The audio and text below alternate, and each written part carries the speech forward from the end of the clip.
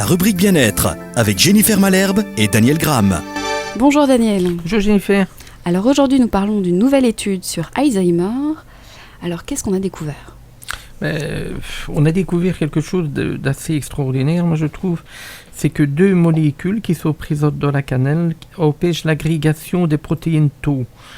Protéine Tau, c'est une protéine qui se caractérise dans la maladie d'Alzheimer au niveau du cerveau et qui serait la responsable d'Alzheimer, la protéine Tau. Donc il y a des études qui sont faites, on prend ça comme cible. Et alors on a vu que la cannelle, qui est utilisée depuis des millénaires, pourrait ralentir l'apparition de la maladie d'Alzheimer. Donc on ne parle pas de guérison, mais de prévention, de ralentissement. Hein. Et ça a été réalisé à l'université de Santa Barbara et ça a été publié en ligne dans le journal, je vais le dire, hein, mais Journal of Alzheimer Diaz. Bon, excusez-moi. Donc c'est avec la cannelle. Justement, est-ce qu'on peut rappeler ce qu'est la maladie d'Alzheimer et quels sont les signes avant-coureurs ? Ben, c'est des pertes de mémoire, c'est-à-dire que c'est pour ça que ça fait beaucoup peur aux gens. Quand on commence à perdre la mémoire, on s'imagine qu'on a ça, alors que 9 fois sur 10, ça n'a rien à voir. Hein, donc, c'est par exemple, c'est dans un stade plus grave, on va mettre par exemple des souliers dans le frigo, on va quitter la maison sans savoir où on va. Enfin, il y a toutes sortes de choses comme ça. On va oublier des choses courantes. Donc tu vois, ça atteint surtout la mémoire. Mais la maladie d'Alzheimer est considérée comme une démence. Donc c'est parce qu'on. Hein.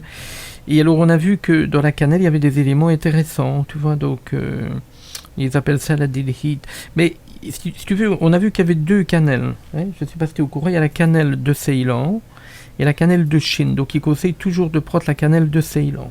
Pourquoi ? Parce que dans la cannelle de Ceylan, il y a moins de coumarine. De coumarine, c'est une substance qui peut être un peu toxique quand on la prend trop. Hein. Et donc, c'est intéressant d'avoir cette cannelle-là. Je rappelle qu'en France, il y a 860 000 personnes qui sont touchées par Alzheimer. Hein. Et on a vu que... C'est une maladie qui est héréditaire ? Pas du tout, pas du tout. On ne pense pas en tout cas, pas du tout. Et on a vu que les études montraient qu'il y avait une correspondance entre le diabète de type 2 et l'incidence de la maladie d'Alzheimer.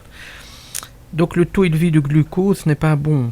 Ça peut créer un stress oxydatif qui est commun aux 2 pathologies. Donc il faut voir que... Le fait d'avoir du diabète peut entraîner une maladie d'Alzheimer ? C'est ce qu'ils ont vu dans les études. Donc il faut... Mais par contre, la bonne nouvelle, c'est que la cannelle empêche les 2. La cannelle réduit le taux de sucre et empêcherait la protéine Tau. Et on la prend sous quelle forme et en quelle quantité ?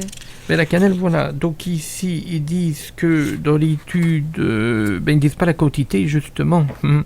Dans l'étude, ils conseillent de prendre la cannelle de Ceylan, hein, puisqu'elle est beaucoup meilleure à ce niveau-là. Mais ils ne parlent pas de la quantité qu'ils ont donnée. Nous, on a un produit qui s'appelle Diébacine. Donc c'est de la cannelle de Ceylan, qui a été extraite à l'eau, donc on a enlevé ce qui pouvait être toxique dans la cannelle, et on peut prendre une capsule 1 à 3 fois par jour pour réguler son taux de sucre, et celui qui voudrait faire une prévention, il pourrait prendre une capsule par jour, ou mettre une capsule sur ses aliments, par exemple. Hein. Là, on a un dosage précis. D'accord.